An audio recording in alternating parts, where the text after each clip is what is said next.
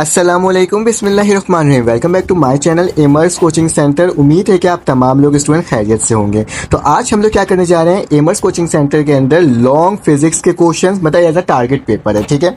और मुख्तलिफ कॉलेज में जो पेपर्स बार बार रिपीट हुए हैं उसको आज देखेंगे और देखेंगे कि आपके कौन कौन से सवाल बोर्ड के पेपर्स में स्टूडेंट आ सकते हैं। याद रखना, मैंने लास्ट टाइम आपको बॉटनी का पेपर बताया था जिसके अंदर स्टूडेंट क्या हुआ था, आपके पास जितने भी सवाल थे, मैंने बॉटनी में जितने भी लॉन्ग सवाल बताए थे स्टूडेंट, वो तमाम सवाल हमारे क्या आया था, इसके अंदर आया था।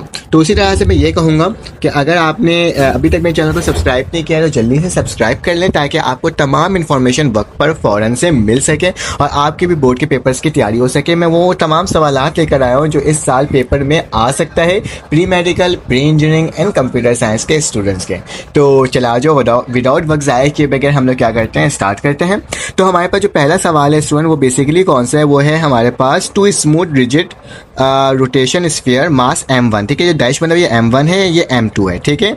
Moving with velocities u1 and u2 respectively, collide elastic one dimension, derive the expression for the velocity of any one of the sphere of collision, ठीक है, आफ्टर कोलिजन। याद रखना है स्टूडेंट, ये जो पूरा सवाल है ना, ये बेसिकली काफ़ी ज़्यादा इंपॉर्टेंट है क्योंकि ये मुख्तलिफ पेपर के अंदर कितनी दफ़ा आया है स्टूडेंट, ये 3 दफ़ा आया है, ठीक है। मुख्तलिफ कॉलेज के जो पेपर्स आए हैं उसके अंदर तकरीबन 3 दफ़ा तो मैंने इसको अपने मुख्तलिफ कॉलेज के पेपर्स में देखा है। तो ये वाला जो सवाल है स्टूडेंट, ये काफ़ी ज़्यादा आपके लिए बोर्ड के एग्जाम्स के लिए इंपॉर्टेंट है, इसकी तैयारी करना। अगर आपके पास स्टूडेंट कोई कॉन्सेप्चुअल क्वेश्चन आते हैं तो कॉन्सेप्चुअल क्वेश्चन में क्या करोगे, इसी तरह से वो घुमा करके देते हैं और आपसे डायरेक्टली सवाल नहीं पूछते हैं बल्कि क्या करते हैं, अलग तरीके से सवाल पूछते हैं और रीज़न मांगते हैं कि बेसिकली ये हो क्यों रहा है, ठीक है। तो अगर आपने लेक्चर्स वगैरह लिया होगा वो तमाम चीज़ आपको मिल जाएगी। इसके साथ साथ मैं आपको न्यूमेरिकल्स ही बताऊंगा और तमाम न्यूमेरिकल्स के जो स्टूडेंट सोल्यूशंस होंगे वो भी मेरे चैनल के अंदर स्टूडेंट अपलोड है।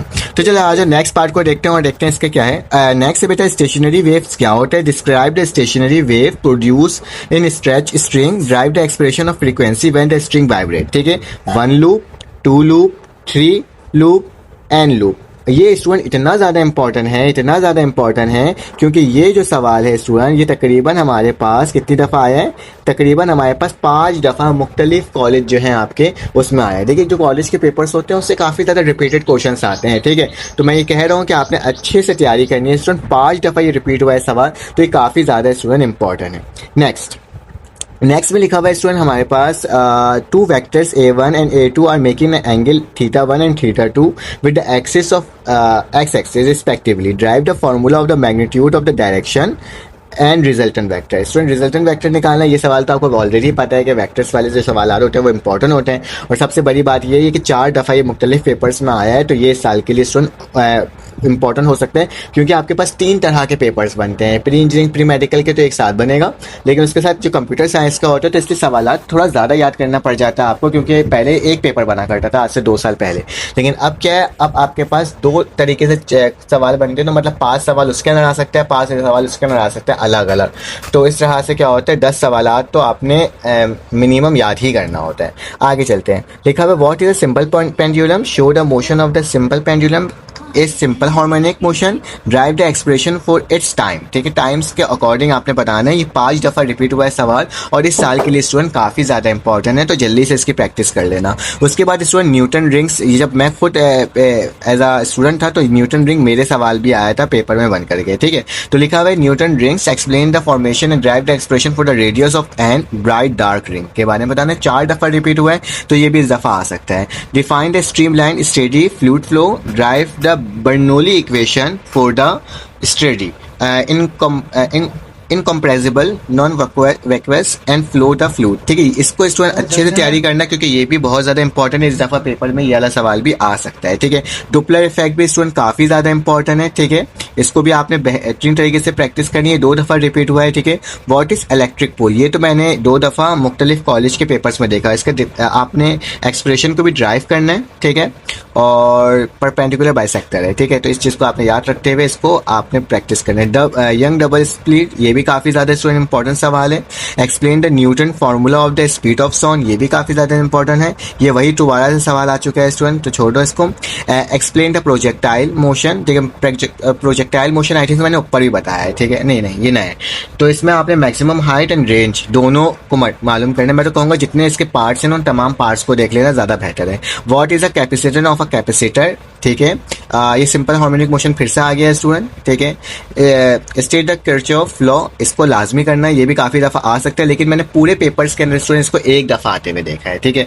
तो बाई चांस हो सकता है कि आपका आ सकता है, बट ओनली प्रिंसिपल दोबारा से वही सवाल रिपीट कर गया student. Define the centripetal expression, drive the expression in the term of the linear velocity, angular velocity and time period. Student ये सिर्फ और सिर्फ एक दफ़ा आया है, तो इतना ज़्यादा इंपॉर्टेंट नहीं है, लेकिन इंपॉर्टेंट हो सकता है क्योंकि कॉलेज के पेपर में स्टूडेंट ये भी आया हुआ है।